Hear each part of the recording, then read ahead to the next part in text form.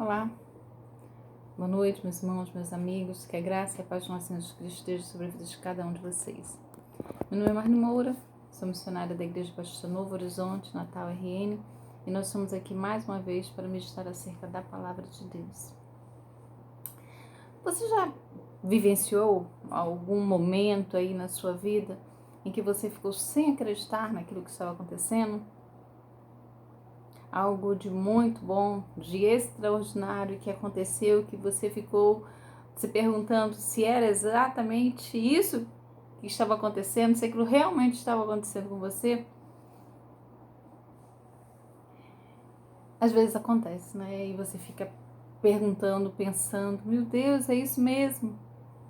Há alguns anos eu fiz um concurso, né, público e perdi a chamada, não é? Eu demorei muito a ser chamada e já no término do concurso eu acabei, depois de quase 4 anos, né? Eu não acompanhava diariamente o diário e acabei perdendo a chamada. E quando eu descobri que havia sido chamada, já foi quando eles, né, cancelaram a minha chamada nesse concurso público. E aí eu entrei com uma ação, né, na justiça para que eles me nomeassem, né, novamente. E esse processo, ele demorou muito. Ele demorou quase 5 anos, né? Até que um dia houve, né, uma decisão, uma sentença favorável. E a advogada que me acompanha falou assim, agora você precisa ficar acompanhando para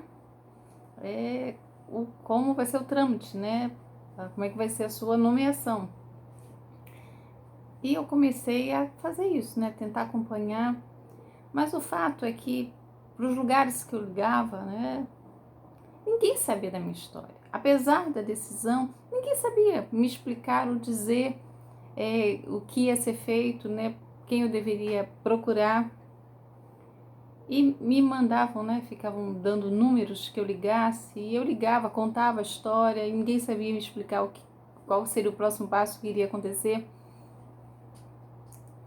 E eu parei, orei ao Senhor, pedi que Ele me desse direção, para quem eu deveria ligar, com quem eu deveria falar, onde eu deveria ir para obter essas informações. E depois dessa oração, eu não sei precisar quanto tempo, eu liguei para uma pessoa, né? Me deram um número e eu liguei. Era Rodrigo, era um assessor de um desembargador e eu liguei para ele, né? Para o local de trabalho. E eu disse, eu vou ter que contar novamente minha história, né? E eu comecei a falar, eu disse, bom dia, Rodrigo, meu nome é Marli Moura. E quando eu disse isso, ele completou, da Costa Dias Cavalcante. E eu parei. Alguém sabe da minha história, alguém me conhece. E realmente, ele disse, eu estou com o seu processo agora nas mãos. E aí ele me orientou quais seriam os próximos passos, o que eu deveria fazer. Mas naquele momento eu fiquei como quem estava sonhando, não é? Alguém não só sabia o meu nome, mas também conhecia a minha história. Eu gostaria de meditar com vocês nessa noite acerca de um salmo, em que o salmista esteve assim, como alguém que sonha. Sim, a minha nomeação saiu, né? Eu já trabalho nesse lugar já há mais de 7 anos, não é? Estou feliz.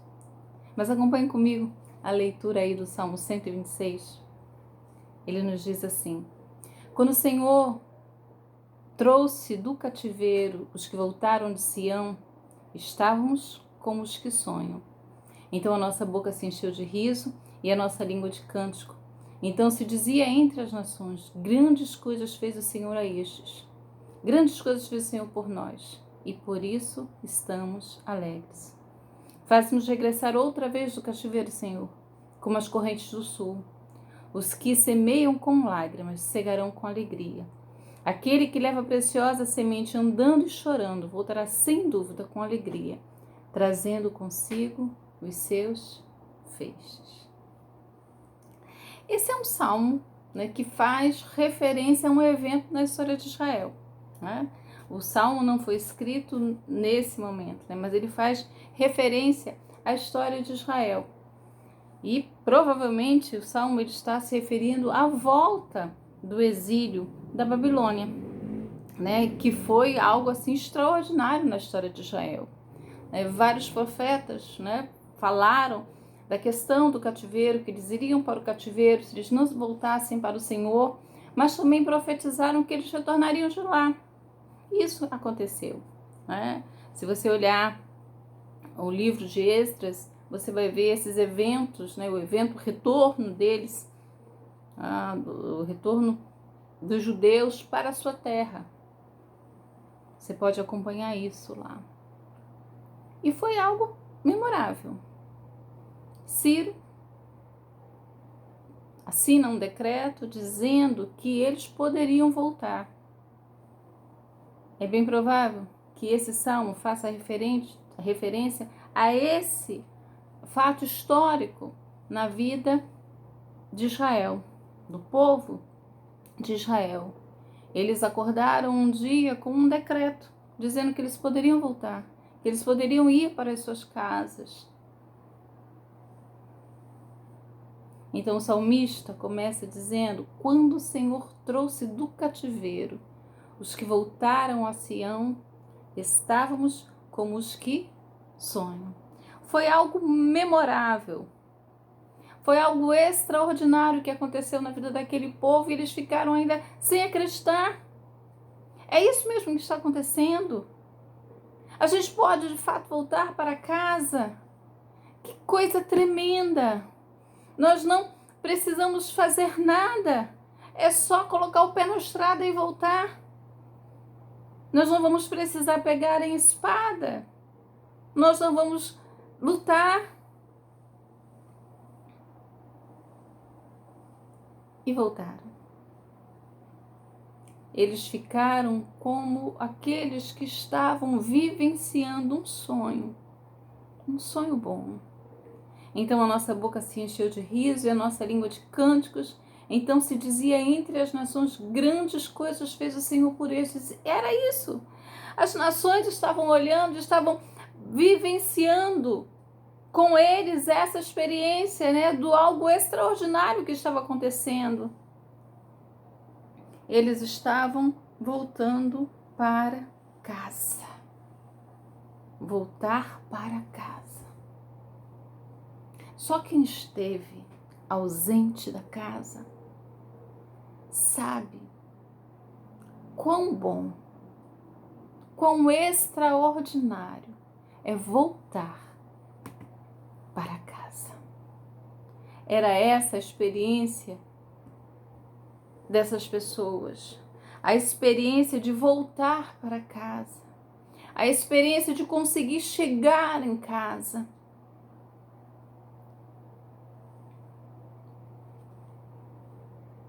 Então, de fato, eles precisavam celebrar este momento. Grandes coisas fez o Senhor por nós e por isso estamos alegres. Então, realmente era necessário soltar fogos. Era necessário celebrar, era necessário cantar essa tão grande, essa tão extraordinária, essa coisa tão tremenda que o Senhor havia feito na vida daquele povo. E deixe-me dizer para você, às vezes nós nos tornamos pedintes de carteirinha. Às vezes nós nos tornamos aqueles que vivem pedindo,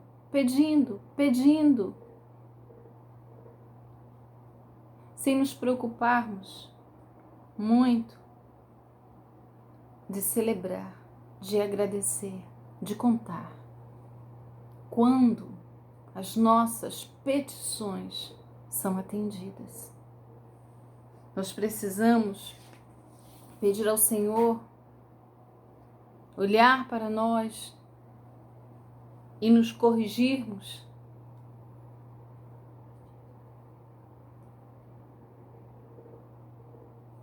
nesse caminho de só pedir, mas não voltar para agradecer. Houve um episódio com Jesus, quando ele cura 10 homens leprosos.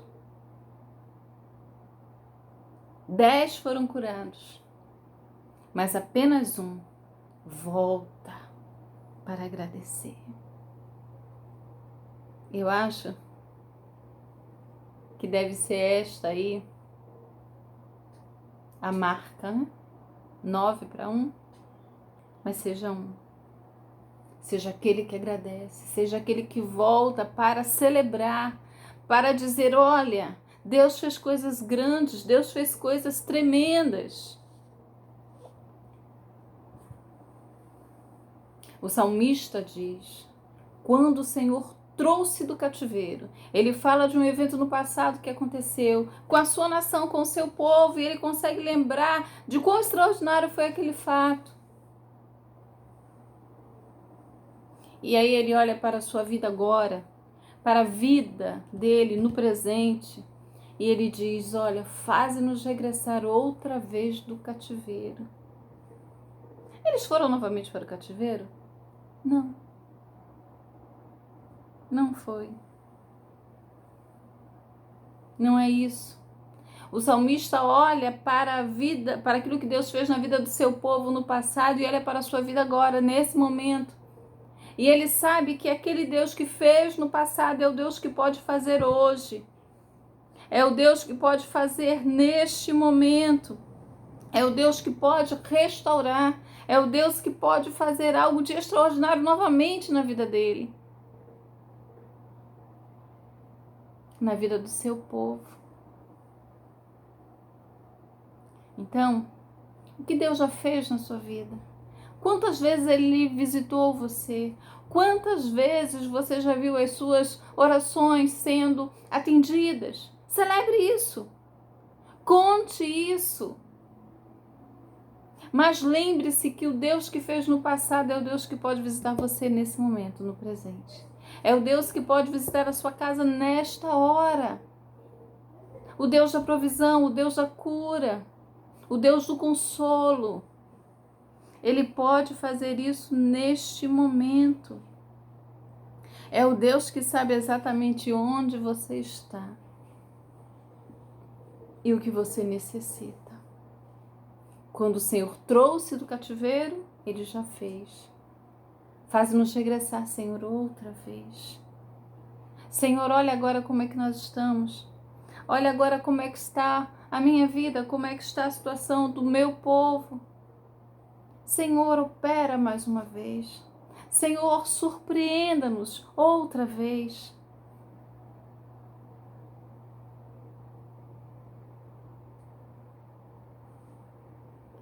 Mas o Salmo, ele não só para nesses tempos.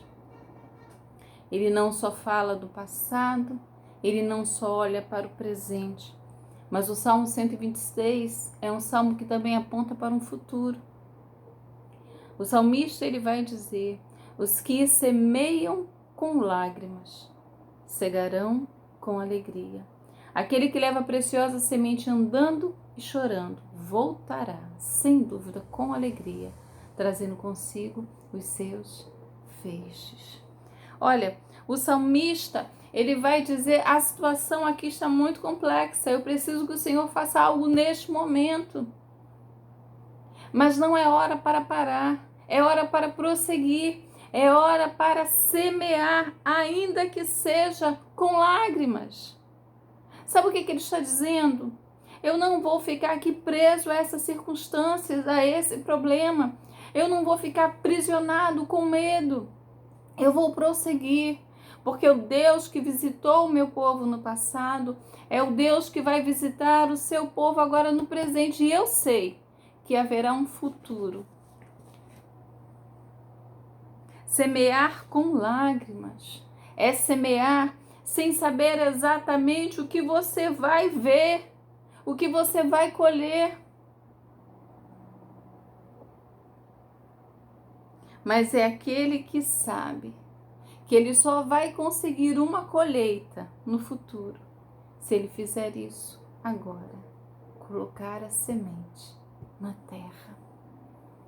Semear, ainda que você não saiba, ainda que você não tenha todas as respostas, mas você não pode ficar prostrado, com medo, paralisado. O medo paralisa. Então é necessário semear. É necessário prosseguir.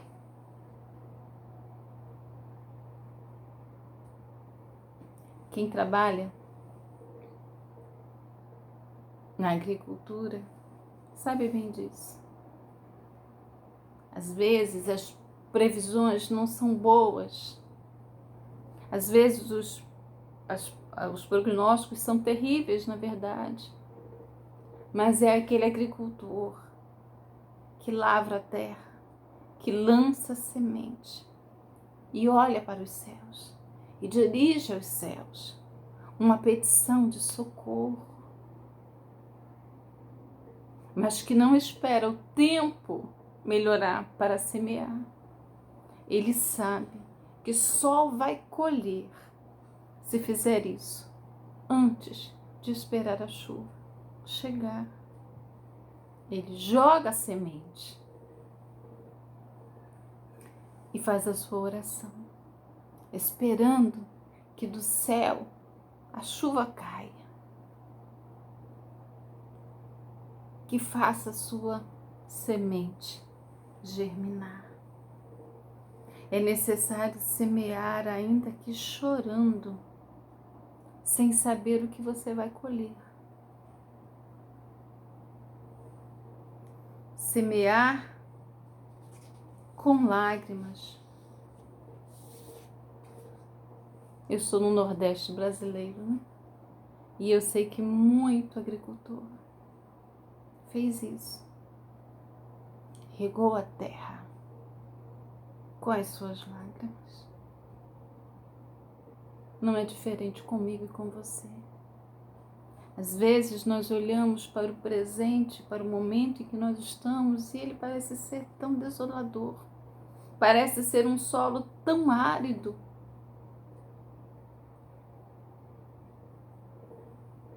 Mas a nossa vida precisa ser permeada com a esperança. Semear com lágrimas. Ainda que você não veja, na hora que você joga a semente, a resposta, o fruto. Mas você faz isso esperando a colheita. Aquele que leva a preciosa semente andando e chorando voltará sem dúvida com alegria, trazendo consigo os seus feixes. Caminha. A vida não é feita somente de alegrias, não é? Mas elas existem, elas acontecem. E esses momentos alegres em que você vê o que Deus fez, quando você vê as grandes coisas que Deus fez, deve servir de motivação, de combustível para aqueles momentos em que as coisas não estão como você pensou, mas que você precisa prosseguir e semear com lágrimas, esperando em Deus que a alegria chegue, volte para você. Semear com lágrimas, mas tendo a certeza que no fim dessa semeadura há um Deus que cuida das nossas vidas. Ei, grandes coisas o Senhor fez na minha vida, fez no passado, e eu sei que Ele ainda fará muitas outras coisas. Mas ainda que eu não veja isso acontecendo agora, nesse momento, eu vou continuar caminhando, sabendo que no final, com alegria, eu hei de ver o fruto da minha semeadura. Grandes coisas o Senhor fez. O Deus que fez é o Deus que fará, que vai continuar com você nessa caminhada. Deus abençoe você, um grande abraço e até a próxima.